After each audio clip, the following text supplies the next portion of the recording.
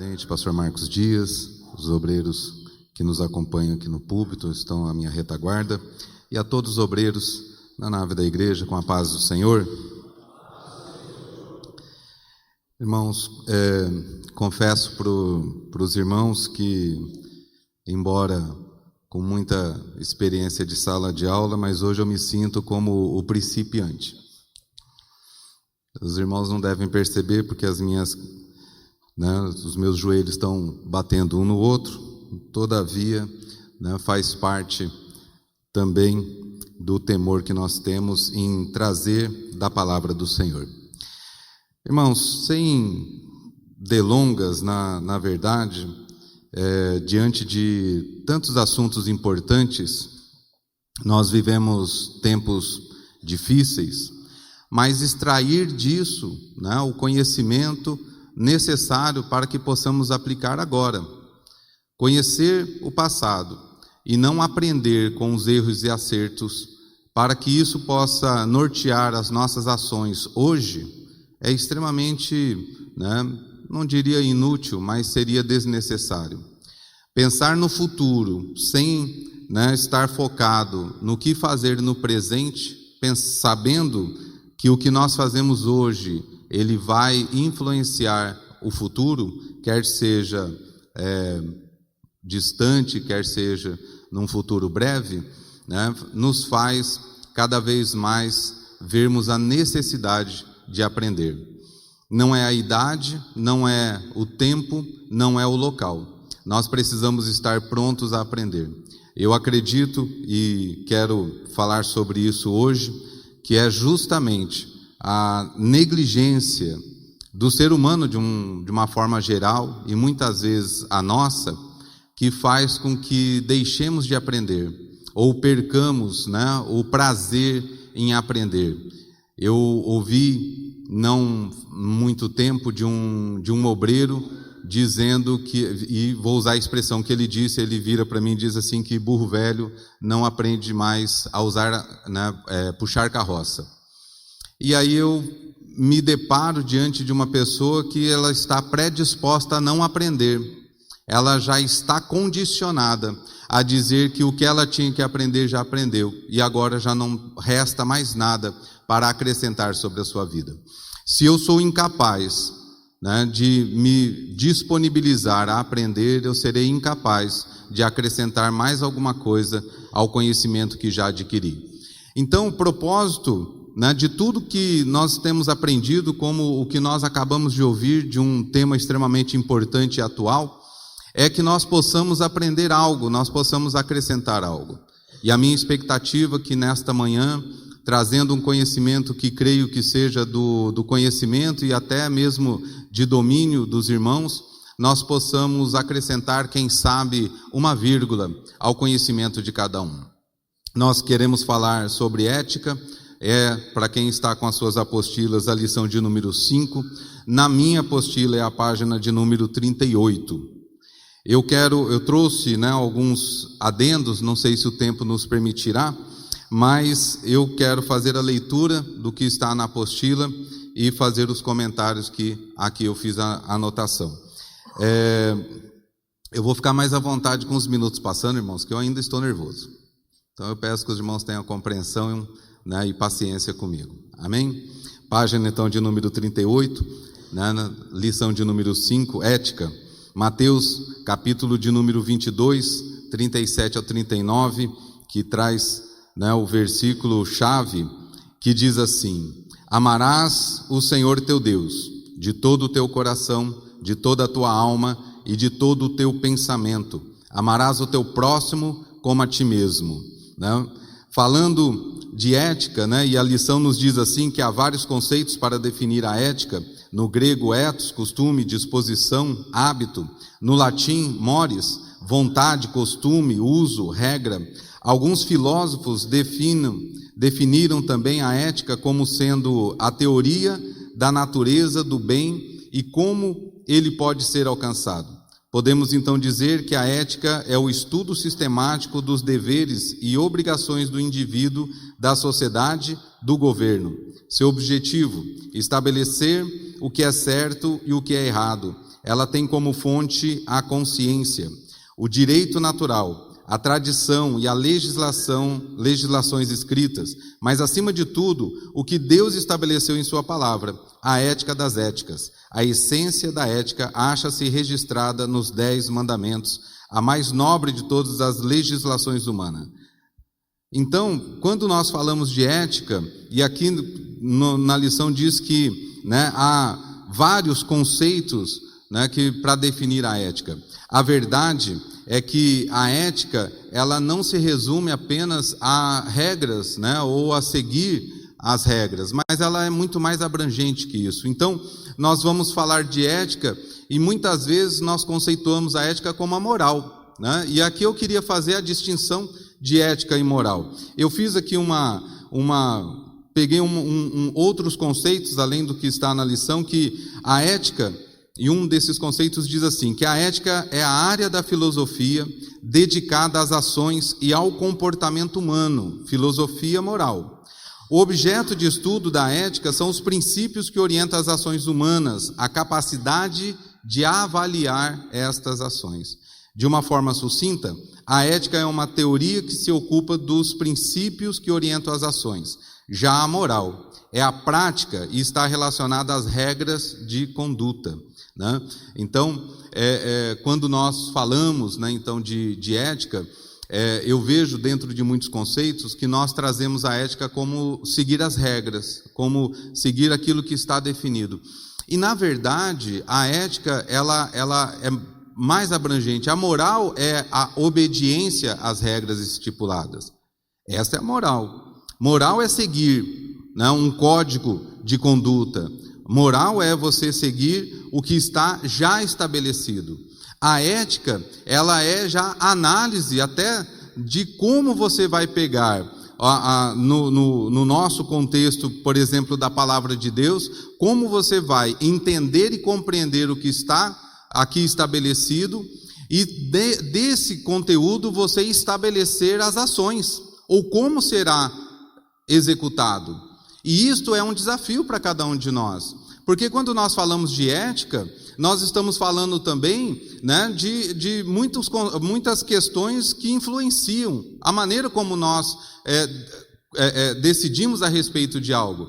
Veja, num país tropical, se você falar, por exemplo, dos hábitos, né, de vestuário, de vestimenta, nós vamos ter um conceito, e a ética vai se aplicar para nós de uma maneira.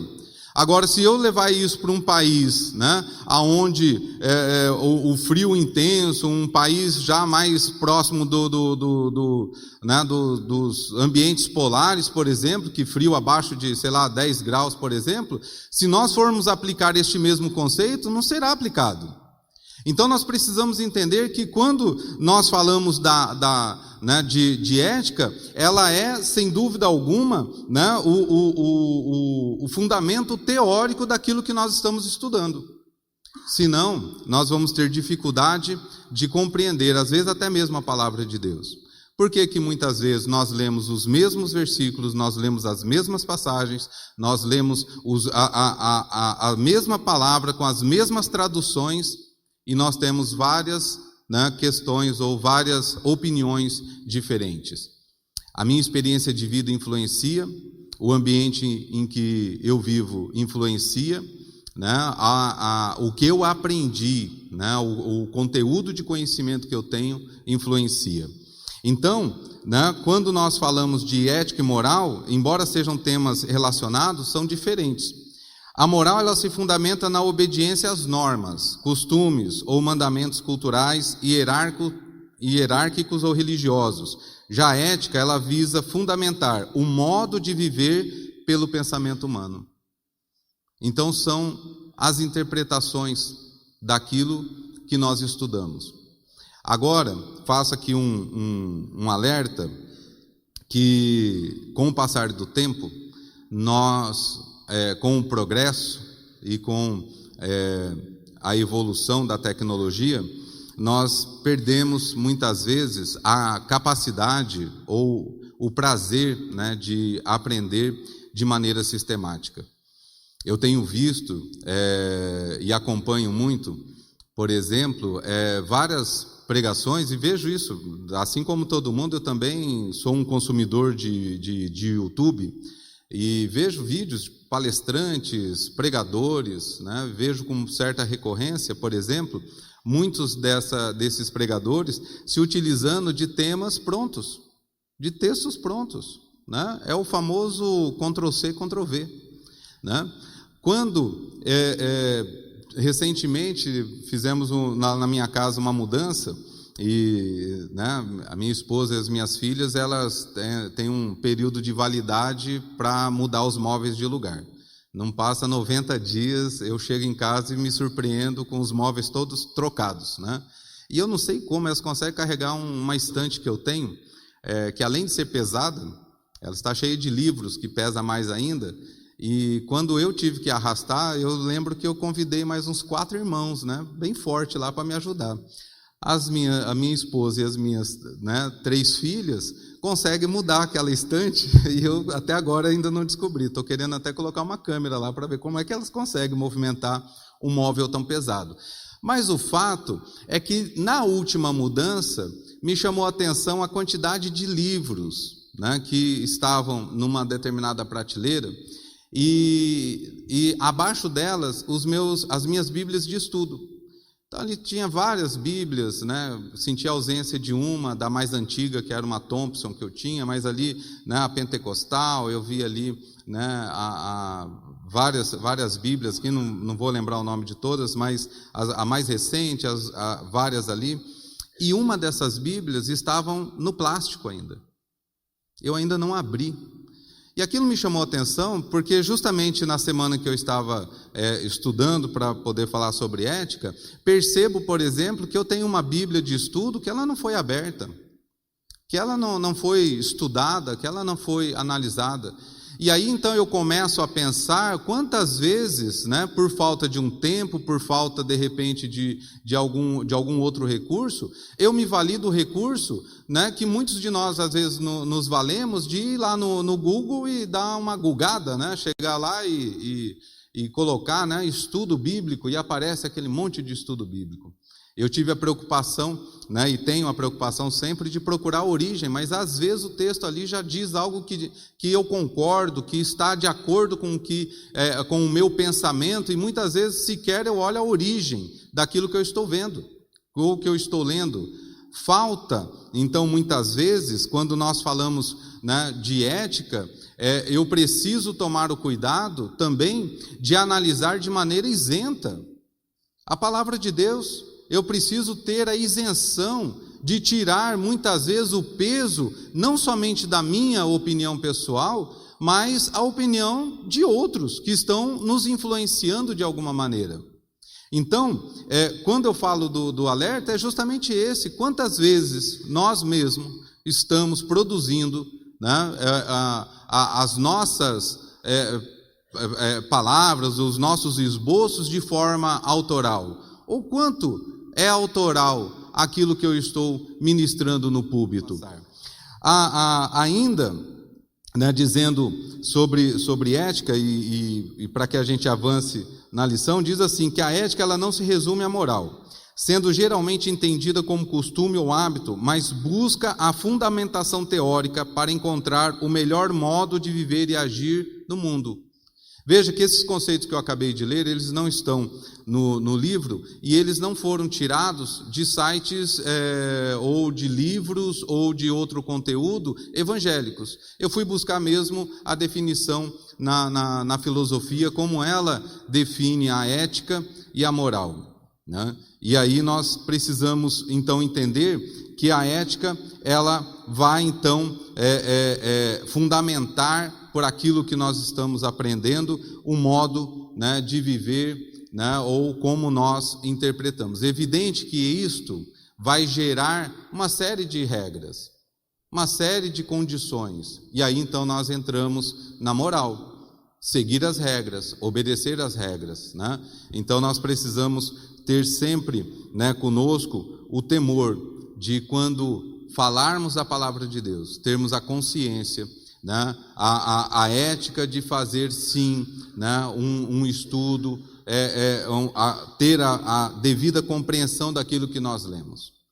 Porque se desta maneira nós não conseguirmos ou não entendermos e não buscarmos, né, de quem possa nos esclarecer ou jogar uma luz sobre aquilo que nós estamos estudando, né, então nós seremos os nécios ensinando nécios, os cegos condutores de cegos. E aí, irmãos, nós precisamos ter o temor.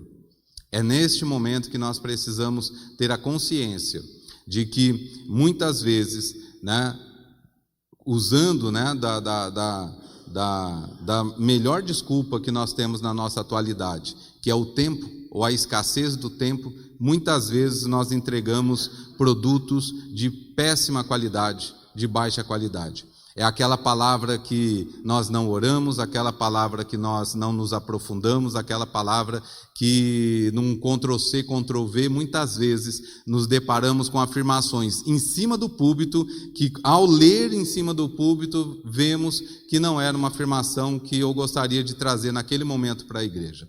Então, a ética, ela precisa, e aí, né, reforçando o versículo que nós lemos, né, amar a Deus, né, ao Senhor teu Deus de todo o teu coração, de toda a tua alma e de todo o teu pensamento, ela passa a ser uma primícia, né, extremamente importante para cada um de nós. No parágrafo seguinte, ainda na página 38, diz que a ética cristã tem como fonte a Bíblia, a infalível e inspirada palavra de Deus, que é a nossa regra de norma e conduta. É também a consciência, aquela voz secreta que temos na alma, que de conformidade com os nossos atos, aprova-nos ou reprova-nos, como diz o apóstolo em Romanos, no capítulo de número 2, versículo 13 e 15, né, que está descrito em negrito na página do livro de vocês. Que diz: porque os que ouvem a lei não são justos diante de Deus, mas os que praticam a lei hão de ser justificados. Porque quando os gentios que não têm lei fazem naturalmente as coisas que são da lei, não tendo eles a lei, para si mesmos são lei, os quais mostram a obra da lei escrita no seu coração, testificando juntamente a sua consciência e os seus pensamentos, quer acusando-os, quer defendendo-os.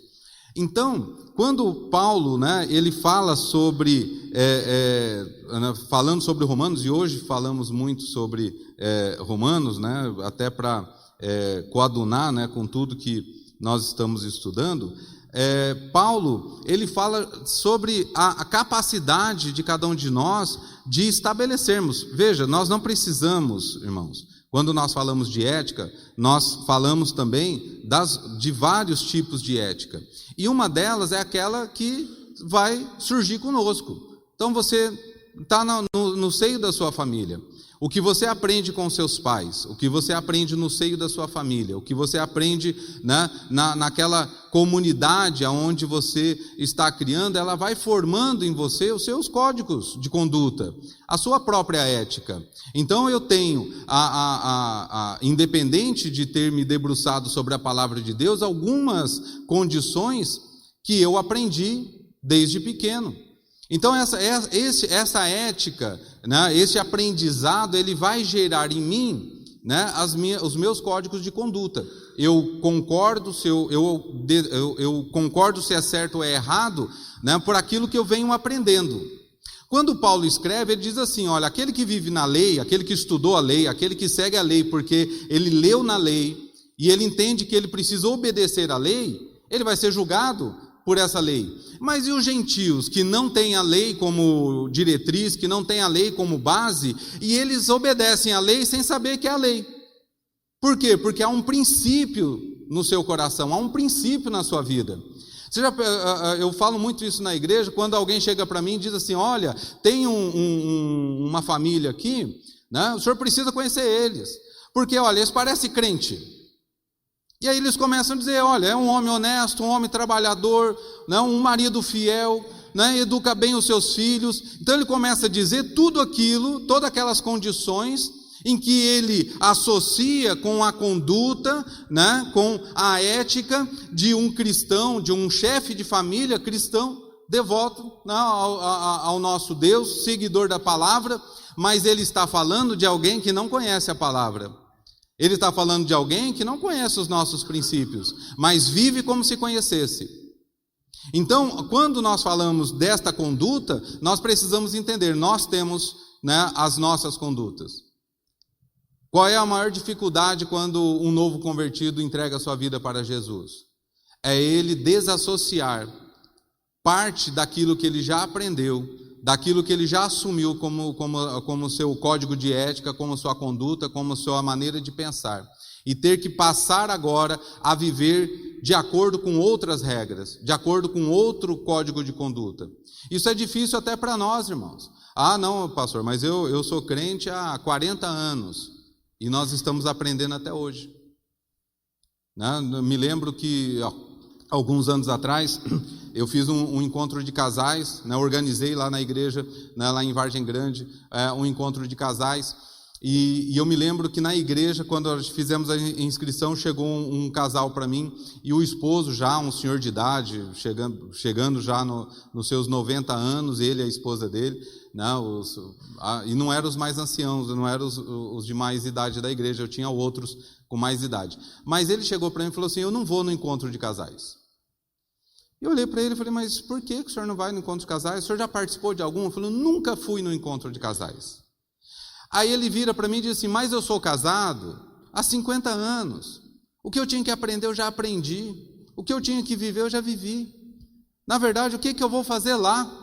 Com 50 anos de casado, com quase 90 de idade, que ele casou com idade. O que eu vou fazer neste lugar? Eu não tenho nada para aprender. E eu olhei para ele e disse assim, vamos fazer diferente? Então você vai no encontro de casais. E se você chegar lá naquele encontro de casais, e no término do encontro de casais, você não tiver aprendido nada, eu devolvo a sua inscrição, porque realmente para você não valeu de nada. E ele foi, ele aceitou e ele foi. No término do encontro de casais, eu fiz questão de procurá-lo no meio dos irmãos indo embora ali, fui cumprimentando e tal, e olhando onde ele estava, cheguei até ele e a esposa dele. A esposa dele ela queria ir, né? Então ela estava radiante, né? Estava feliz, percebia-se isso na face dela. Mas, quando eu cheguei nele, perguntei, falei, então, meu irmão, né? O que você tem para me dizer? E eu, de verdade, irmãos, eu estava com o dinheiro no meu bolso para devolver, se ele me dissesse que não aprendeu nada. E ele olhou para mim, né, com um ar de satisfação e disse assim, olha, eu preciso agradecer a sua insistência, porque de fato eu tenho 50 anos de casado e hoje eu descobri que eu ainda tenho coisas para fazer, que eu ainda tenho coisas para melhorar. E coisas básicas, irmãos. Por exemplo, ele não sabia que a esposa dele, né, ficaria muito feliz se ele lavasse a louça. Você percebe, irmãos, que às vezes a gente foca naquilo que está, né, salta aos olhos, e há detalhes que passam batido? Esse irmão tem lá, então, chega na casa dele para, né, pôr em prática aquilo que ele aprendeu. Ele chega num domingo e fala para a esposa assim, olha, hoje eu vou lavar a louça. Só para vocês terem uma ideia da diferença, 50 anos de casado, irmãos, né, já de idade, a esposa me liga não, no domingo à noite na igreja ela fala, pastor, Deus é Deus e Ele ainda faz milagre. Aí ela falou assim, o senhor acredita que a louça do almoço foi o meu esposo que lavou? Eu falei, tá vendo? Olhei para ele e disse assim, mas você só aprendeu a lavar a louça? Ele sorriu para mim e disse, não, eu aprendi outras coisas também. Entende, irmãos? O que eu quero dizer é que quando nós falamos, né, e aí nós entramos numa seara de aprender, às vezes nós nos condicionamos a não querer aprender, e dizer assim, eu não tenho nada que aprender. Eu tenho certeza, e muitos de vocês aqui tenho certeza que têm formação maiores, melhores, mais especializado, como o pastor que nos antecedeu, o doutor, numa área de estudo, né? Eu tenho certeza disso. Né? Não estou aqui na condição de ser o melhor, ou o que sabe mais, ou que tem, de repente eu nem tenha nada para acrescentar mesmo sobre a sua vida. Mas uma das condições básicas para o ser humano é ter pelo menos, né, a humildade de reconhecer que a palavra de Deus, ela tem que produzir em mim mudança. Ela tem que produzir, mas não é porque ela tem a obrigação de produzir. É porque quem tem a obrigação de aprender sou eu. Porque eu preciso entender que aquilo que eu sei, que eu aprendi, ela teve influências. E eu preciso então agora, à luz da palavra de Deus, poder mudar aquilo que não está de acordo, aquilo que não está bom, para que a gente possa se aperfeiçoar, para que a gente continue buscando. Paulo fala então em Romanos, né, falando sobre o exemplo daqueles, né, os que ouvem a lei, né, não são justos diante de Deus. E aí ele faz, né, justamente isso, mas aqueles que praticam. Porque na teoria, irmãos, a gente aprende de tudo. A gente aprende de tudo. Teoricamente. Veja, foi na teoria que nós aprendemos, né, que devemos perdoar os nossos irmãos. Foi na teoria, você ouviu alguém dizer isso, você ouviu um pastor pregando, um irmão pregando, a irmã pregando, você ouviu na escola dominical, você ouviu lá na teologia, você ouviu em algum momento em que nós devemos perdoar os nossos irmãos. Foi na teoria, quando eu aprendo, sentado como nós estamos aqui ouvindo, nós estamos aprendendo na teoria, eu ainda não coloquei na prática. Foi na teoria que nós aprendemos que se alguém bater na sua face, dê a outra. Que se alguém te convidar para andar 1 milha, ande 2. Que se pedir a capa, dele também a túnica. A questão, irmãos, é que este processo de aprendizagem, Deus vai permitir que nós coloquemos em prática aquilo que nós aprendemos na teoria. Se você olhar para a sua experiência de vida, se você começar a analisar agora a sua vida, você vai perceber que aquilo que você aprendeu na teoria, Deus proporcionou um momento na sua vida para você colocá-lo em prática. Alguém te ofendeu e você precisou perdoar. Alguém te traiu e você deu a outra face. Alguém pediu mais do que você queria fazer e você foi lá e fez mais do que a pessoa pediu. Entenda, né? Isso faz parte desse processo. Então, apenas conhecer a lei, apenas conhecer a palavra, apenas e não colocá-la em prática, não vivê-la na nossa vida, faz com que nos tornemos injustos diante de Deus. Mas a justiça, ela se manifesta na nossa vida a partir do momento em que nós praticamos a palavra de Deus, naquilo que nós aprendemos. A ética, ela vai dizer, né, e antes de entrar na ética ministerial, eu quero falar um pouco sobre a ética cristã, porque como eu falei, ética, irmãos, né, nós temos a nossa. Eu tenho a minha ética familiar, eu tenho a minha ética pessoal. Muitas vezes, né, e ouvi aqui hoje falando sobre isso, sobre a questão, né, dos filhos, né, e aí eu quero fazer aqui um parênteses, né, porque a gente fala sempre o resumo dos desdobramentos que a gente não apresenta. Então dizer assim, olha, Deus me deu uma família abençoada. E eu estou fazendo uma afirmação, irmãos, né? Se você não ficar feliz com essa minha afirmação, eu fico feliz por mim mesmo. Deus me deu uma família abençoada. Eu tenho 4 filhos, né? Dos quais 3 estão comigo aqui hoje, né? A única que não veio porque ela tem obrigações na igreja. Os 4 nunca se desviaram. O mais velho, já casado, tem 22 anos e espero que ele não me ouça errando a idade dele, né? É isso, né, filho? 24 anos, 22 anos, 24 anos, né? Está lá na galeria, né? É o mais velho, a mais nova tem 17, né? Já vai completar 18 anos. Nunca se desviaram. Aí alguém fala assim, nossa, mas Deus te deu uma família abençoada, irmão. Né? Deus te privilegiou. Mas eu quero dizer algo para os irmãos. O desdobramento disso, porque se eu disser assim, Deus, eu quero que seja assim, e eu cruzo os meus braços, e é o que muitas vezes as pessoas fazem, né? Aonde é que está, irmãos, né? A ética e a moral disso? Se eu responsabilizo Deus por prover algumas coisas na minha vida, me eximindo da responsabilidade, eu não aprendi nada da palavra de Deus. Ela deixou de ser o meu código de ética a partir do momento em que eu não a cumpro, em que eu não a sigo. Veja, né? Eu pedir é o que nós devemos fazer. Quando a Bíblia diz comunicar aos santos em suas necessidades, Deus está se incluindo. Ué, por que não? Nós precisamos comunicar a Deus, falar, Deus, a minha expectativa. Eu aceitei Jesus, irmãos, em 93, em Guarulhos, em abril de 93, em Guarulhos, né, ainda no Ministério do Belém. E eu me lembro que na sede ali de Guarulhos, que o pastor presidente era o José Wellington Júnior, tinha um irmão que carinhosamente era chamado de Pacotinho. E eu ficava curioso de saber por que o irmão tem um apelido de Pacotinho. E uma vez um outro obreiro, amigo meu, falou, você não sabe por que ele chama Pacotinho? Eu falei, não, irmão, eu sou novo convertido, eu estou aqui há poucos meses. Falei, eu vou contar a história para você.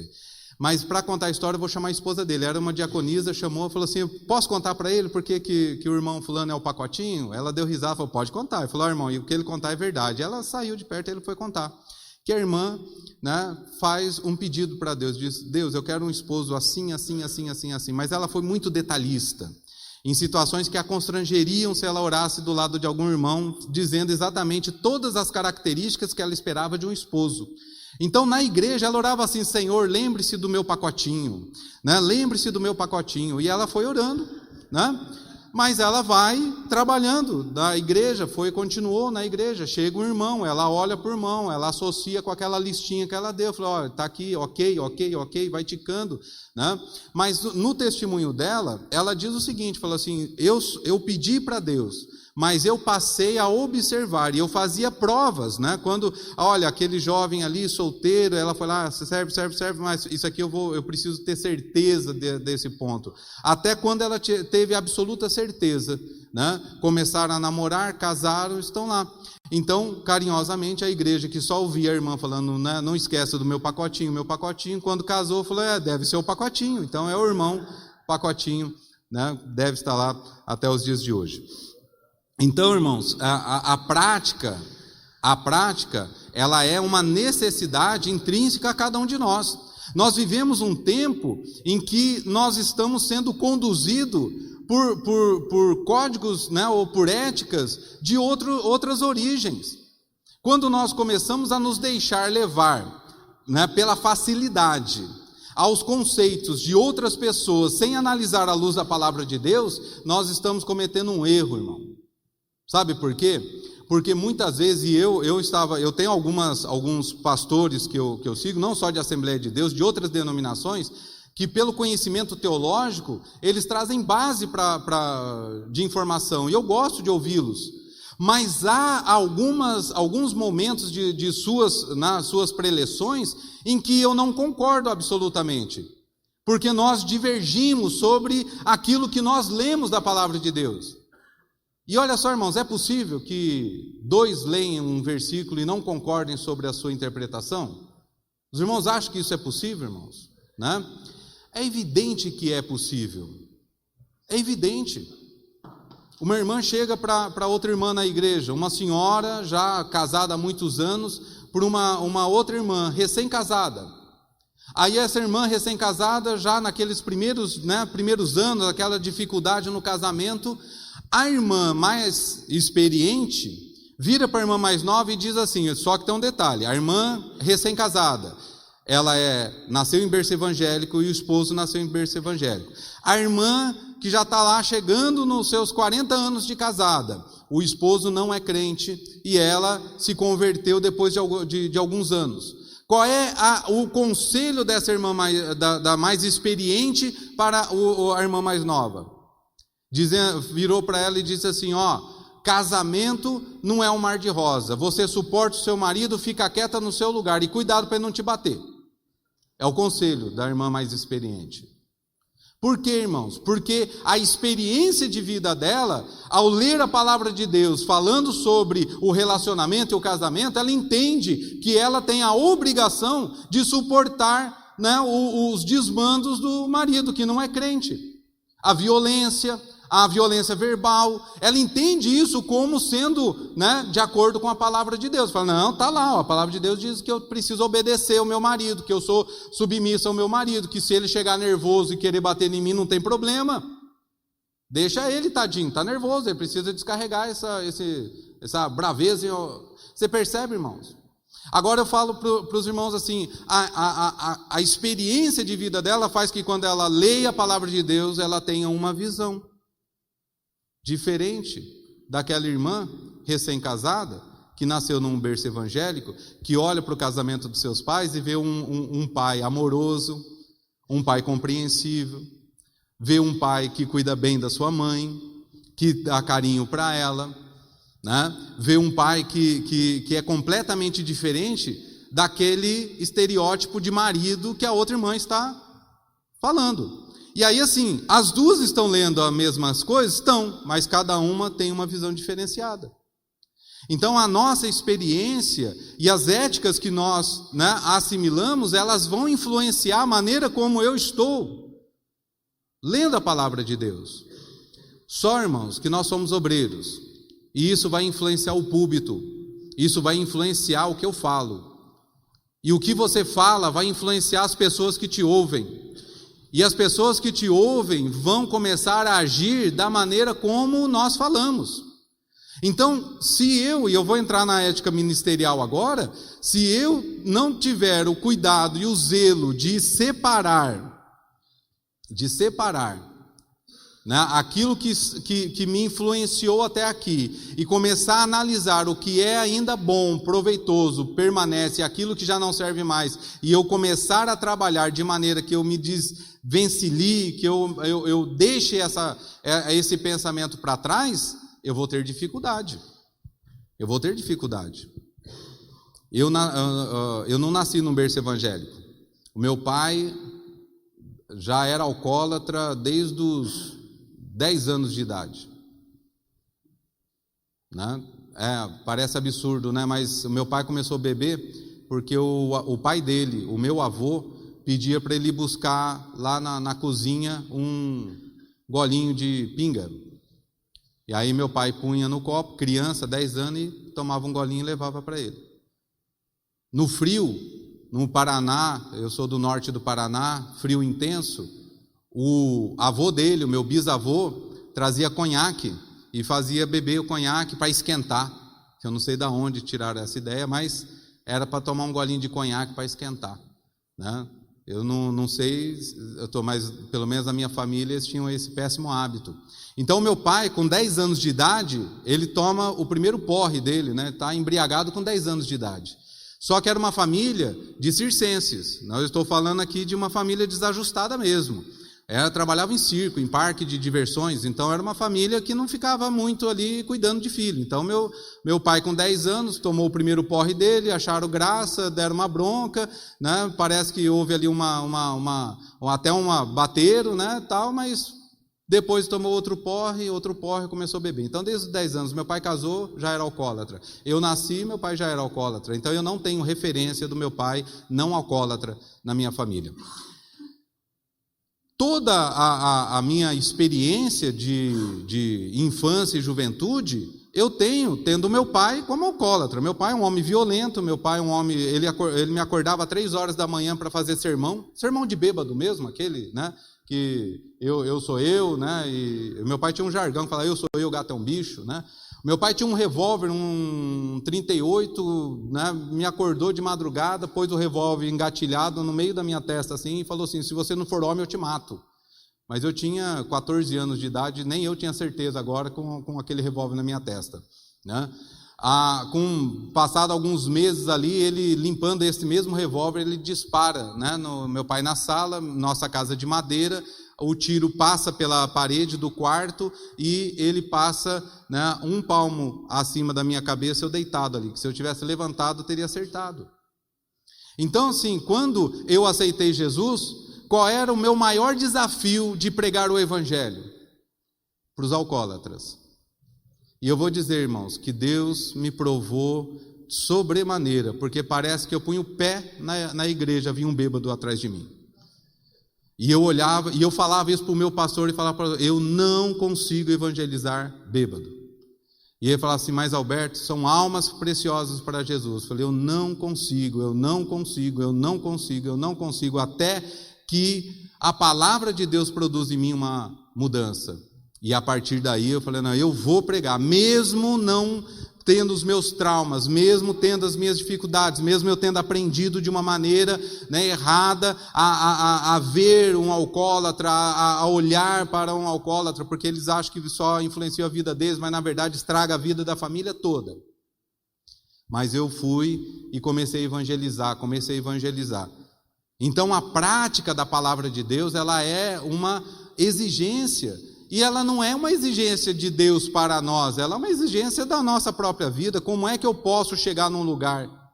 Imagine, irmãos, você está indo para uma sala para fazer uma operação, chega um médico, você olha para ele e fala assim: doutor, o senhor vai operar meu coração, né? O senhor já fez isso? Falou: na verdade eu nunca fiz, eu já fiz naqueles bonecos, é a primeira vez que eu vou operar e vai ser com você, mas pode ficar tranquilo, faz 5 anos que eu leio o livro a respeito disso, sei tudo sobre operação, mas nunca operei ninguém. Você vai entrar nessa sala? Ah, irmãos, eu ponho o pé nas 2 batentes da porta, falo, daqui ninguém põe lá para dentro, eu não vou, irmão, imagina. Agora chega um médico lá e fala assim: doutor, vou operar meu coração, o senhor vai operar meu coração. Eu falo: fique tranquilo. Né? Há 20 anos eu faço operações, já perdi a conta de quantos pacientes eu já operei, né? Pode ficar tranquilo, sou especialista, né? Sou conhecedor. E você vai até, né, mais tranquilo, medo, né? Evidente que com medo, mas você vai até mais tranquilo. É um médico experiente, conhecedor, não é assim? Então como é que eu posso, irmãos, falar do evangelho, de um evangelho que eu não vivi, de um evangelho que eu não experimentei? Como eu posso falar da ética, né, como uma fundamentação teórica para as práticas de vida de cada um de nós, se eu mesmo não coloquei isso em prática na minha vida? Eu não coloquei em prática na minha vida, como é que eu posso dizer isso para alguém? Faça desta maneira porque vai dar certo. Você sabe que eu já ouvi alguém na igreja dizer assim: mas o senhor já fez?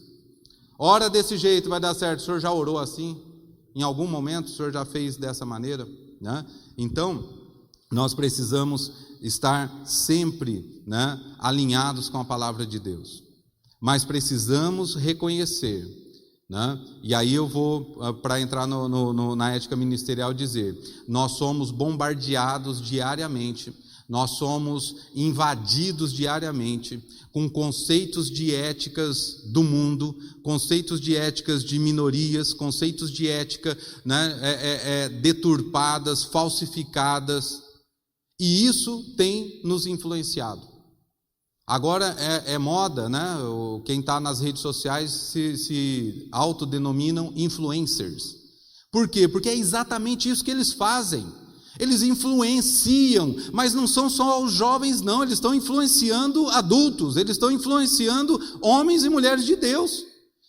Eu vi um podcast outro dia, né, de 3 jovens, né, falando com um teólogo, né, um que eu sigo, apesar de não ser da nossa denominação, que é o Rodrigo, né?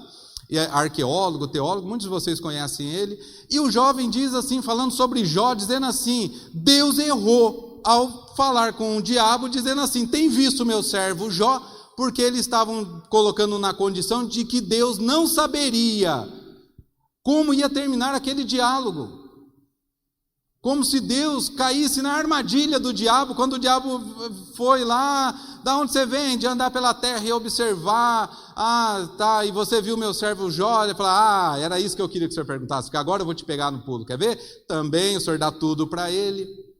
Você percebe? São jovens interrogando o teólogo, dizendo: eu não concordo, eu acho, olha só que absurdo, que Deus errou. A questão não é a pergunta que muitos de nós aqui, e eu espero que a totalidade diz, ele realmente não sabe do que ele está falando, e ele ouviu, e aí, né, louvo a Deus pela resposta, porque ele realmente aprofundou ali na palavra e respondeu, mostrando que na verdade Deus estava no domínio e no controle de tudo, né, e que quem estava fora do contexto ali era o diabo, que ele estava primeiro num lugar onde ele não deveria estar.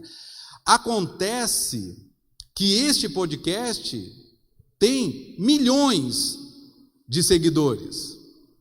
A minha pergunta é: depois dessa entrevista, porque era só aquele podcast, e depois, os outros programas, porque tinha uma pessoa que me chamou a atenção, eu assisti, e os seus seguidores, os milhões que estão ouvindo essas sandices, que estão ouvindo essas teorias desprovidas de conhecimento, de estudo, de aprofundamento na palavra de Deus. A questão é que muitas vezes, nós também não fazemos isso, nem para contestar. Quando a palavra de Deus diz que os filhos das trevas são mais prudentes do que os filhos da luz, eu vou dizer, irmãos, eles estão mais preparados em nos responder do que nós nos preparamos para responder a eles. Um amigo meu convidou uma vez para ir na casa dele, cheguei lá, a esposa dele me viu, veio com uma Bíblia desse tamanho, com a foto do Papa na capa e com um livreto em cima. E ela disse: foi bom o senhor ter vindo aqui, nós somos amigos. E ela falou: foi bom o senhor ter vindo aqui. Faz tempo que eu queria fazer algumas perguntas para você. E o esposo todo sem jeito, porque não era essa a intenção, a gente só tinha passado ali para ficar um tempo antes de ir para um cliente. Ela, aí na capa, o livreto estava assim: como responder os evangélicos. Então, o questionamento que me faria seria baseado no como responder os evangélicos. Então, muitas vezes, é o desconhecimento da palavra, o desconhecimento, né, do seu significado e o quanto isso ele precisa produzir na minha vida mudança, é que fazem que muitas vezes sejamos consumidores, né, de enlatados, de opiniões próprias, de outros, né, de conceitos prontos, de teses preparadas. Minha esposa está terminando, né, a segunda graduação dela, e a orientadora dela disse assim para ela, falou: Sara, você toma cuidado na sua tese, na hora que você mandar, porque você não pode ter mais do que 10%, 10 ou 15%, né, de cópia de outras teses. Você pode, mas você tem que mencionar e não pode ser mais do que 10 ou 15%. E aí ela tinha contado. Por quê? Porque uma colega sua, ao apresentar a tese de final de curso, seu TCC, né, ela trouxe, parece que foi 20% copiado de outras teses, e ela foi reprovada. Se nós tivéssemos esse mesmo escrutínio de pegar muitas vezes os conceitos que nós pegamos e poder ver o quanto isso é de opinião própria, o quanto isso é realmente fruto de um estudo, nós íamos nos surpreender. Primeiro, daquilo que nós estamos consumindo. Segundo, daquilo que nós estamos produzindo. Eu preciso ter a consciência de que, embora o meio nos influencie, eu preciso estar aqui, né, preso à ética cristã, à palavra de Deus, os conceitos que ela nos traz. É o norte da nossa vida. Eu preciso me desprender de outros conceitos. Eu preciso me desprender de outras opiniões e me prender apenas e objetivamente na palavra de Deus. E ela vai nos orientar de tudo, de absolutamente tudo. Desde família, sociedade, igreja, trabalho, relacionamento, amizade, inimigos, ela trata de tudo. Não há um único assunto que você jogue à luz da palavra de Deus que a Bíblia não tenha algo a dizer, algo a acrescentar. Aí nós encontramos na página 39 o tópico falando sobre ética ministerial. E aqui eu quero discorrer algo, porque a ética ministerial, ela diz, eu vou ler o que está na lição para comentar, como conduta o obreiro deve observar. Então nós estamos falando de princípios que nós, extraindo da palavra de Deus, elas norteiam como nós devemos nos comportar ministerialmente. E olha que eu não estou falando daqueles que já têm as suas credenciais de obreiro, eu estou falando de qualquer pessoa que exerce uma função na igreja.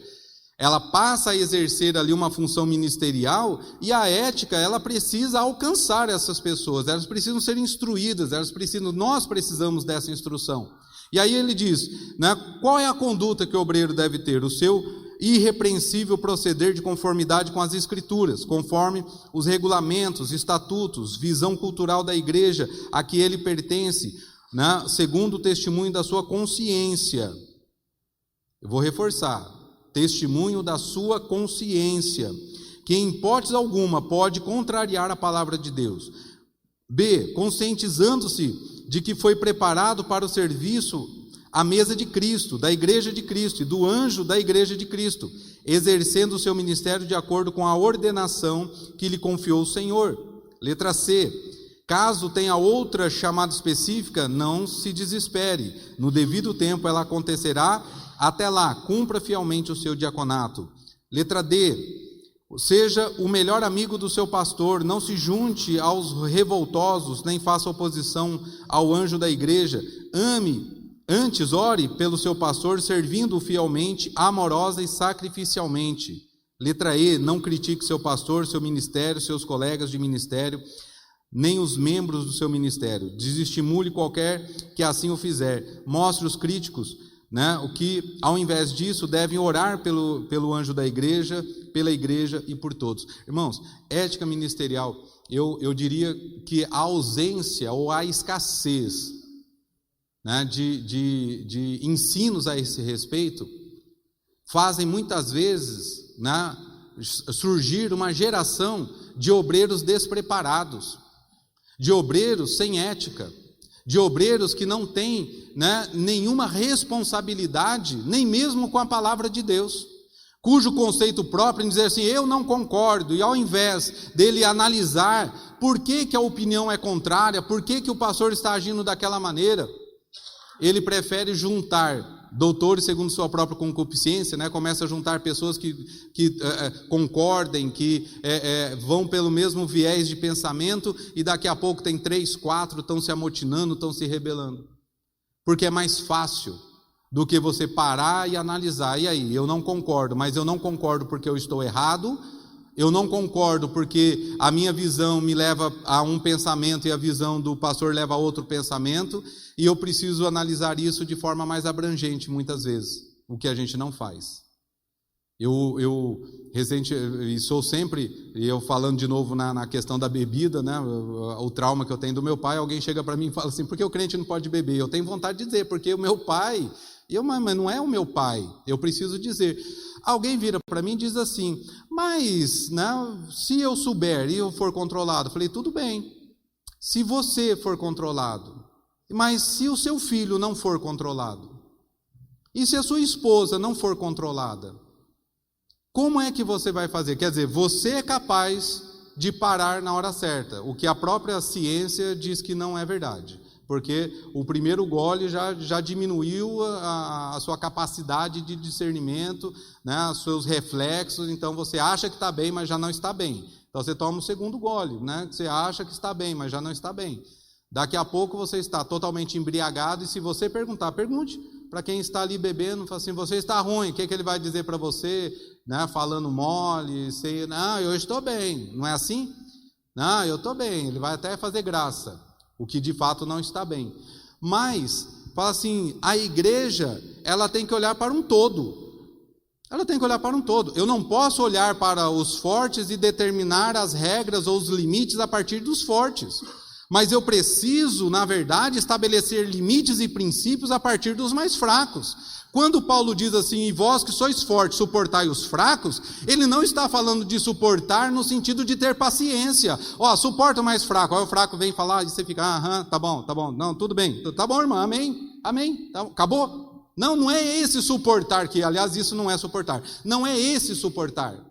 Mas quando ele diz suportar, irmãos, ele está falando mesmo de dar suporte, de auxiliar, de ajudar, de acompanhar, de tolerância sim, de ajuda sim, de auxílio sim, mas o suporte necessário para que o fraco, ele se fortaleça, e não que você despreze o fraco e diz, fique na sua fraqueza, que eu vou ficar na minha fortaleza. Não, de maneira alguma não é isso. Eu quando ouço, e eu ouvi hoje, assim, não vos conformeis com o mundo, eu preciso associar a palavra conformar, não apenas em dizer não se conforme, não aceite, não concorde com o mundo, não se conforme, mas também no conformar no sentido de criar o mesmo molde. Então assim, se eu colocar a água aqui, ela se conforma ao desenho deste copo, mas se eu tirar ela daqui e colocar num copo reto, ela vai se conformar, ficar conforme o recipiente que ela está. E muitas vezes nós falamos assim, não, eu não concordo com o mundo, mas eu estou me conformando, eu estou agindo igual, eu estou... Não, mas lá no meu trabalho não dá, pastor. No meu trabalho eu preciso fazer o que o meu patrão manda. Eu já contei, eu não sei, aqui eu acho que eu nunca contei, mas muitos de vocês já ouviram essa história minha aqui, né? O patrão, assim que ele me contratou, um dia tocou o telefone, eu atendi, falei, tá, fulano, você quer falar com ele? Ele virou para mim e falou, diz que eu não estou. Ele falou, olha, ele está aqui na minha frente, mas ele não pode te atender agora. Aí ele falou, não, passa para mim. Ele falou, mas ele acabou de sinalizar para mim que agora ele pode. Aí eu transferi a ligação para ele. Terminou a ligação, ele me deu uma bronca. Falou assim, você nunca mais faça isso. Eu olhei para ele e falei, olha, eu vou dizer algo para você que você já sabia, porque na minha contratação eu disse que eu sou evangélico. Eu não sou evangélico de carteirinha, viu, meu amigo? Eu não sou evangélico só de título, não. Eu sou aquele que vive, eu sou o cara chato que você estava se referindo, eu sou aqueles, né, como é que ele chama de, poxa, me fugiu a palavra agora, né, Caxias. Falei, eu sou esse aí, ó. Eu sou o Caxias. Então, se você não vai fazer eu mentir, porque eu estou cuidando da minha vida espiritual, tentando não pecar, e você diga que eu não estou, estando você na minha frente, fala, ó, você quer que isso seja verdade? Da próxima vez você sai da sala. E por incrível que pareça, irmãos, passou alguns dias, foi exatamente o que aconteceu. Ligou de novo, quero falar com fulano. Falei, quem está falando? Falei, tal. E eu falei alto para ele ouvir que eu estava com fulano na linha. Ele levantou, falou, fez assim, ó, saiu de dentro da sala. E eu falei assim, então, rapaz, se você tivesse ligado... Não falei isso não, estou mentindo, irmãos. Agora ele falou assim, olha, na verdade, ele não está na sala. Você quer deixar recado? Eu passo o recado para ele? Aí eu anotei o recado, desliguei e fui lá fora, né, porque é um condomínio de escritório, então ele estava no corredor, irmãos. O patrão, o dono da empresa, escondido no corredor para não atender um telefone. E aí eu fui lá, abri a porta, falei, pode entrar aqui, já desligou e deixou um recado para você.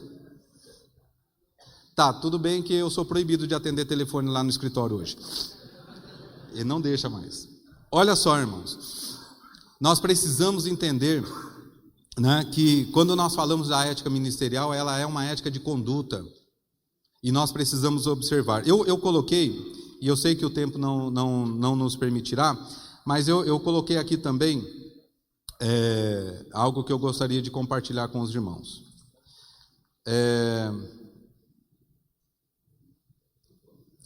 Que diz assim, olha, sabemos que temos autoridade por causa do cargo, mas não podemos dar liberdade à vaidade de nosso ego e esquecermos do maior exemplo de todos os tempos, o de Cristo, que veio para servir e não ser servido. Quantos se esquecem disso quando chegam ao ministério? Sabe respeitar os limites próprios e dos outros. Saber respeitar os limites próprios e dos outros é algo imprescindível para quem é chamado por Deus e servi-lo através de algum cargo.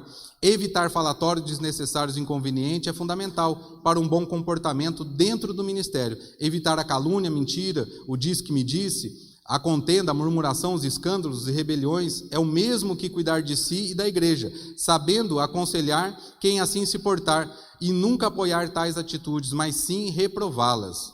Né? Então, quando nós falamos da ética ministerial, nós estamos falando de condutas não somente daquilo que eu faço. Não estou falando de mim para baixo, eu preciso também entender que a ética de mim para cima. Veja, irmãos, ninguém foi obrigado a assumir a posição que nós assumimos. Ninguém chegou para mim e diz assim, ó, é pegar ou largar, pastor. E aí, vamos ordenar pastor, né? Pegar ou largar, ó, vou te ordenar pastor, senão para você fazer assim, assim, assim. Não foi. Eu aceitei, eu concordei. Então eu preciso entender, irmãos, que há uma responsabilidade moral sobre a minha decisão. A primeira delas é não coadunar com falatório. Não faz sentido. Eu desejo o episcopado, eu estou me dedicando em conhecer a palavra de Deus, eu estou me dedicando nas atividades da igreja, eu quero que um obreiro olhe para mim e diz, aquele jovem ali tem futuro, vamos separá-lo para cooperador. Como cooperador eu me esmerei, eu me dediquei, né? Falou, olha, aquele cooperador ali é um bom cooperador, vamos separá-lo para o diaconato. Né? Fiz o meu melhor como diácono, porque eu esperava que alguém olhasse para mim e falasse, aquele diácono ali será um bom presbítero, vamos consagrá-lo ao presbitério. Irmãos, eu fui evangelista 23 anos, 22 anos eu fui evangelista. Um dia chegaram para mim e disseram assim, mas o senhor precisa ir lá reivindicar o seu direito de ser pastor. Eu falei, por quê? Falou, não, porque 22 anos já era para o senhor ser pastor. Eu falei, meu amigo, o que é que eu faço como evangelista que eu vou fazer, que eu não, o que é que eu faria como pastor que eu já não faço como evangelista? Entenda, o meu ministério ele não é podado pela minha credencial, o meu ministério ele é podado pela minha maneira de enxergar a obra de Deus. Agora, nós precisamos entender que isso traz sobre mim responsabilidade. Se eu fiz tudo isso pelo ministério que eu sirvo, como eu posso concordar quando alguém chega e fala assim, esse ministério já foi bom? Eu olho e falo assim, não, o ministério ainda é bom. As laranjas estragam, mas a caixa é a mesma madeira. A caixa ainda, a embalagem é a mesma. O que está estragando é o conteúdo. Eu falei, e aí, meu amigo, você decide agora qual laranja que você é. Eu sou das boas, tá? Docinha e laranja boa. Então nós precisamos entender que esta responsabilidade recai sobre nós. Isso serve também para o membro que está lá. Mas o membro não concorda, irmãos. Eu falo isso não só no púlpito, falo para cada um. Fala, você não está feliz nesse ministério, procure outro. Por quê? Porque ministério agora tem aí para todo tipo. Eu falei, se você quiser, eu te indico uma igreja que inclusive faz casamento de homem com homem, mulher com mulher. Não é assim? Não, pastor, Deus me livre, misericórdia. Falei, mas se você está procurando uma igreja que atenda às suas vaidades, meu irmão, você está no lugar errado.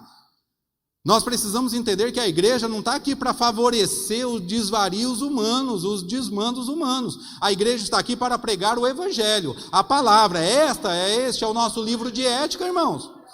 Se aqui diz que dá, dá. Se aqui diz que não dá, não dá. Eu não posso ficar adaptando, ficar aqui moldando, porque agora, como o pastor que nos antecedeu falou, não é porque a sociedade não quer que nós falemos algo importante. Eu tive um caso, eu vou falar isso rapidinho para encerrar.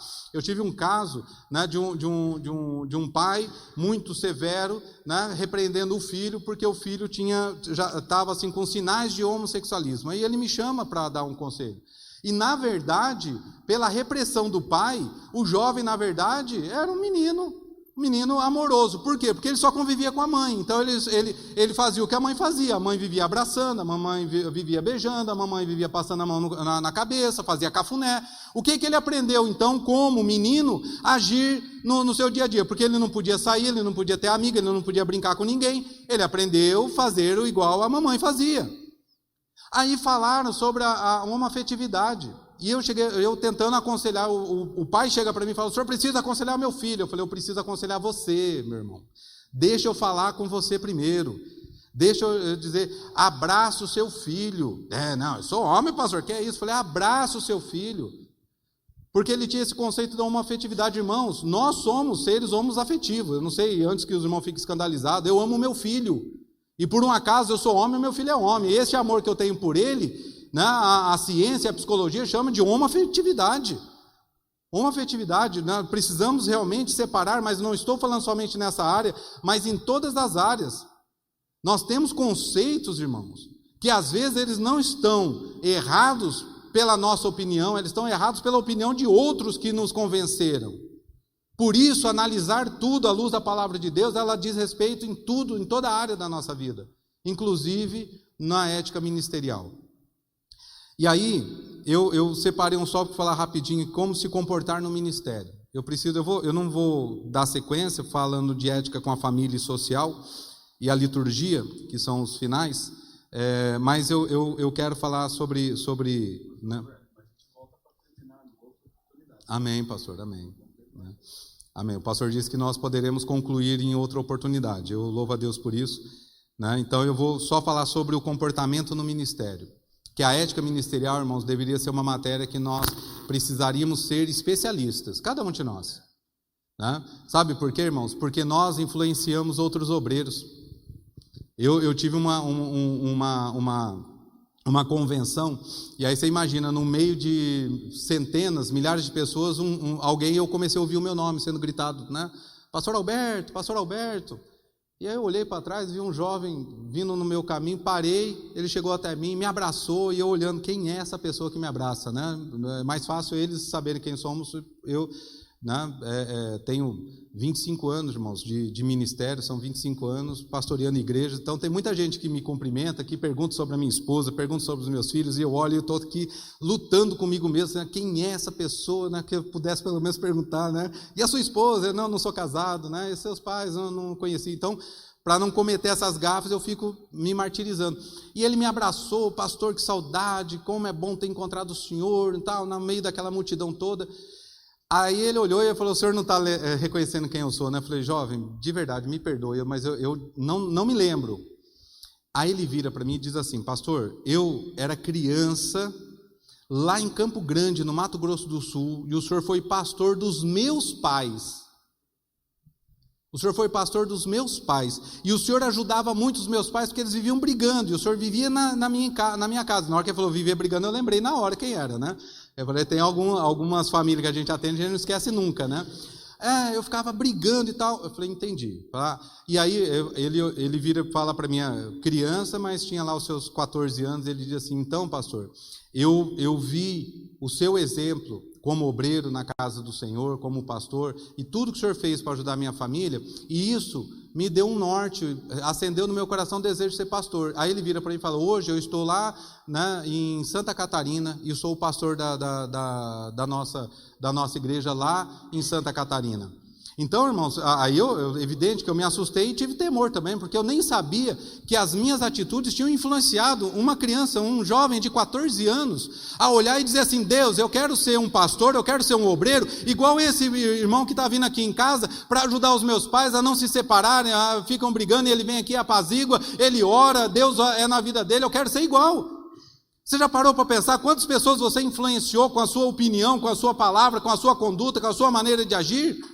Então, quando nós falamos de ética ministerial, irmãos, nós estamos falando da capacidade que Deus deu a cada um de nós de influenciarmos pessoas que nós nunca vamos conhecer, mas que a nossa atitude, a nossa fala, o nosso bom comportamento ou não, pode influenciar pessoas. E a qualidade do obreiro lá no futuro pode ser também influenciado pelas nossas ações hoje. Sejamos bons exemplos para aqueles que estão à nossa volta. Comportamento ministerial, né? Até na aparência, irmãos. Eu sempre procurei, não tenho variedade no meu guarda-roupa de ternos, irmãos, aqui alguns já sabem até as cores, falam, ou ele vem com preto, ou é aquele mais claro, o cinza claro ou o cinza escuro. Você entende? Mas é assim, irmãos, o asseio pessoal, isso dá um exemplo, irmãos. Eu já fui chamado para aconselhar. Uma irmã falou, vai lá em casa, pastor. Eu fui inocente, né? Fui lá fazer a visita, falou, não, pastor, eu pedi para o senhor vir aqui porque eu preciso que o senhor aconselhe meu marido. Fala para ele que tomar banho antes de dormir é bom, pastor. Nossa, ele trabalha assim, na hora que eu vou dormir, não dá, pastor. Aí eu olhei para o irmão, como é que eu vou falar? Fui pego de surpresa, não estava nem preparado. Mas é verdade, irmãos. O obreiro precisa. Por que ela me chamou? Porque ela falou assim, não, eu vejo o senhor sempre bem arrumadinho, cheiroso, né? As irmãs não precisam passar, não, é que os meus perfumes é forte mesmo, tá? Você passa ali é para sentir, né? Comportamento ministerial, irmãos, né? E o comportamento nosso é fundamental, é como eu falei, ela influencia pessoas no contexto espiritual, mas no contexto social. Nós somos servos de Deus em qualquer lugar. Nós não somos servos de Deus só na igreja, não. Só ali naquele momento, só naquele lugar. Nós precisamos entender que nós continuamos servos de Deus em qualquer lugar que nós formos. Em qualquer lugar, você dentro do ônibus você é servo de Deus, no seu trabalho você é servo de Deus. Então a nossa conduta, ela vai afetar, tem pessoas que não preciso eu dizer quem eu sou, ela olha para mim e fala, você é crente, não é? Eu sou crente, porque, né, o meu comportamento tem que dar essa imagem, tem que mandar esse recado. Quando você falar para alguém que você é crente, a pessoa fala, nossa, você é crente, eu nem percebi, dobra o seu joelho, meu irmão, vai orar. Fala assim, Deus tem um negócio errado comigo, as pessoas não percebem que eu sou crente, que eu sou teu servo. Então eu fico satisfeito quando alguém olha e fala, você é crente. Agora você quer ver eu ficar feliz mesmo? Quando fala assim, você tem cara de assembleiano. Eu falei, eita Deus, é isso mesmo. É desse jeito, irmão, né? E eu já tive esse prazer, as pessoas olharem e falar, você é crente, não é? Eu falo, eu sou. Aí vira para a pessoa lá, falei para você que ele era crente. Aí eu falo assim, não, e é da Assembleia de Deus, né? Você tem uma cara de assembleiano. Eu falei, essa é a marca que Deus deixou na minha vida, né?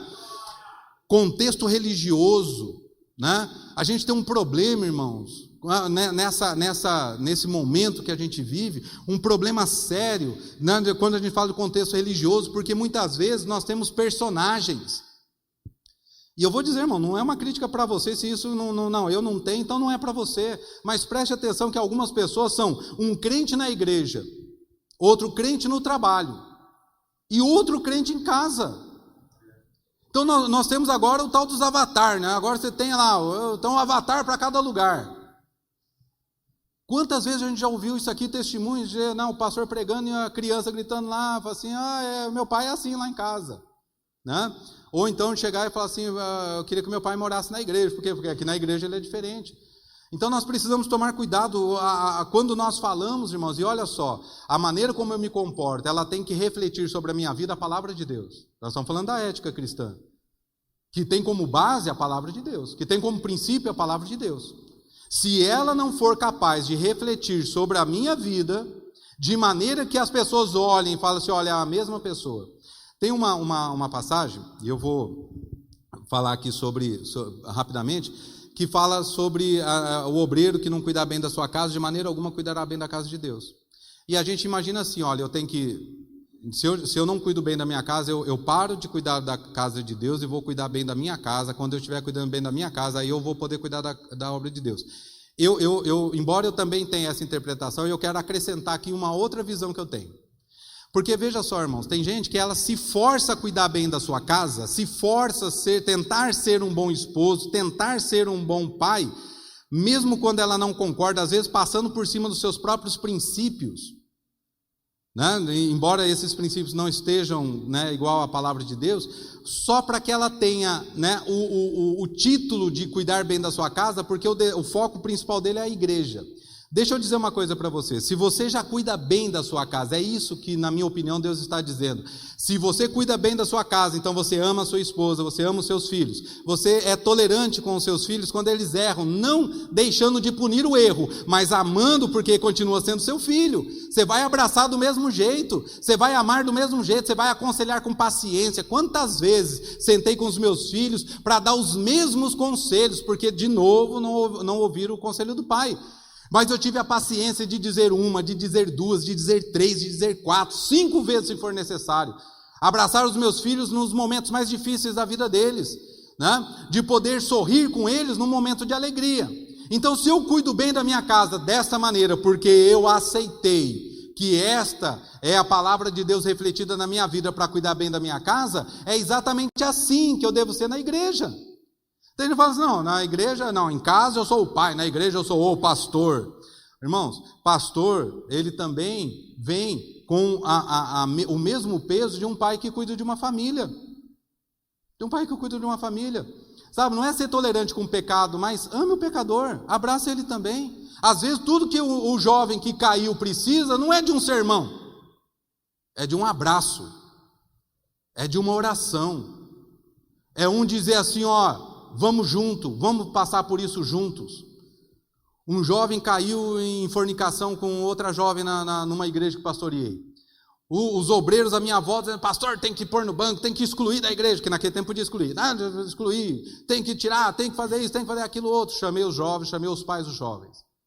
Eu comecei a aconselhar os jovens pedindo para que eles ficassem em pé. Fiz uma oração, terminou a oração, eu abracei cada um deles. E dizendo assim, olha, vocês caíram por causa da humanidade de vocês.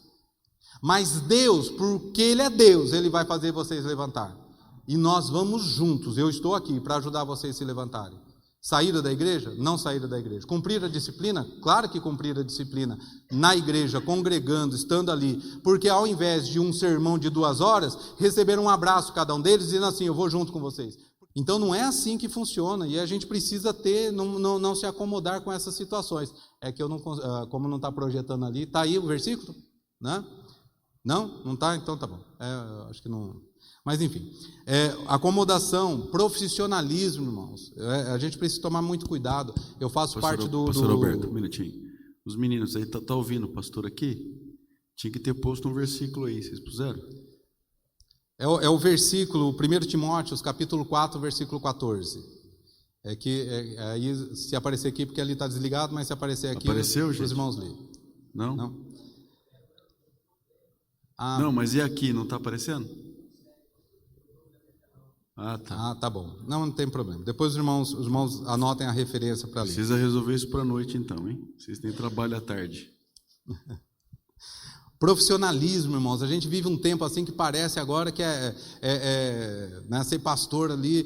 Eu fui recentemente no meu trabalho. Eu trabalho numa empresa de TI e a gente foi visitar uma igreja, uma outra denominação. E quando eu cheguei lá, na portaria, pararam eu e o outro funcionário.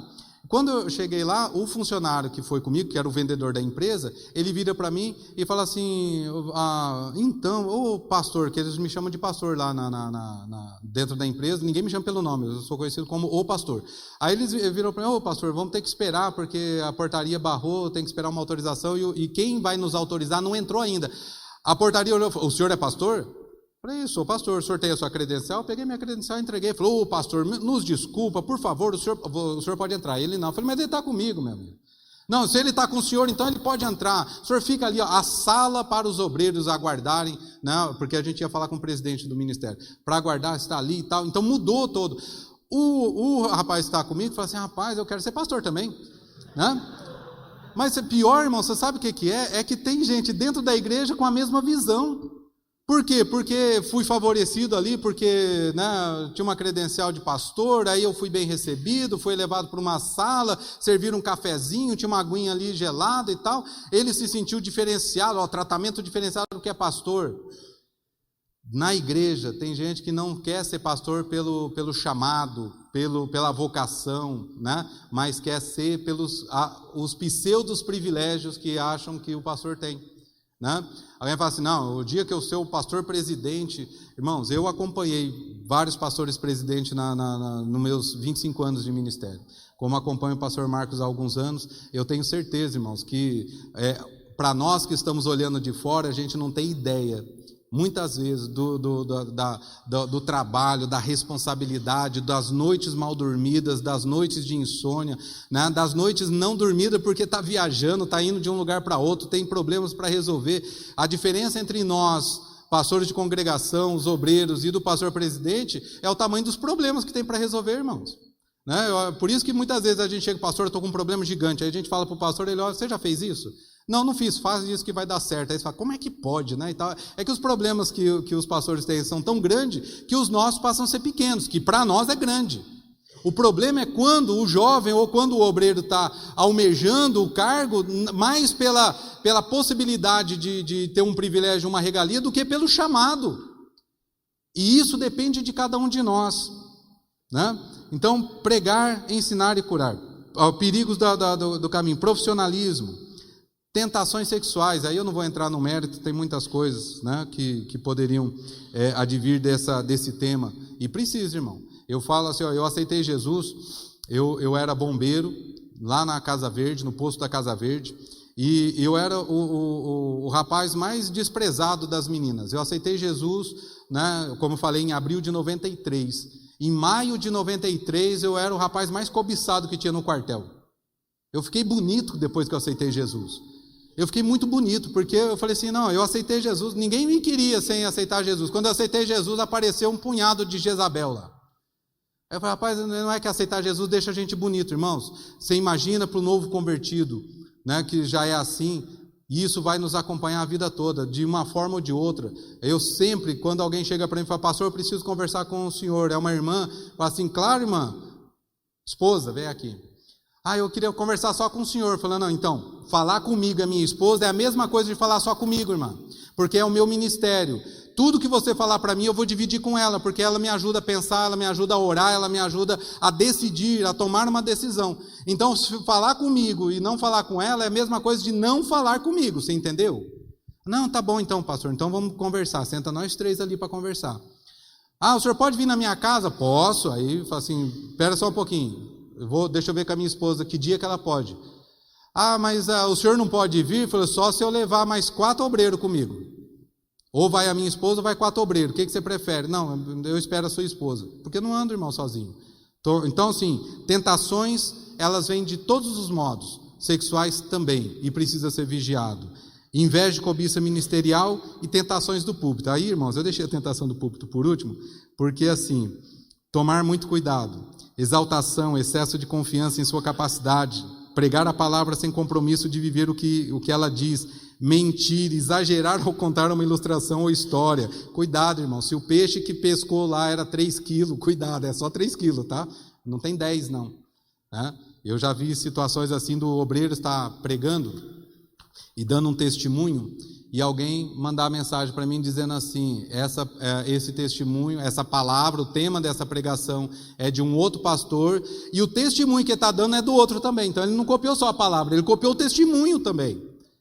A gente precisa tomar cuidado, irmãos, com isso. Então, assim, a tentação do púlpito, né? A gente chega aqui e não consegue parar na hora, né? Isso é uma tentação, né? Entre tomar cuidado com o que fala, a maneira que fala e os testemunhos que dá, tá bom?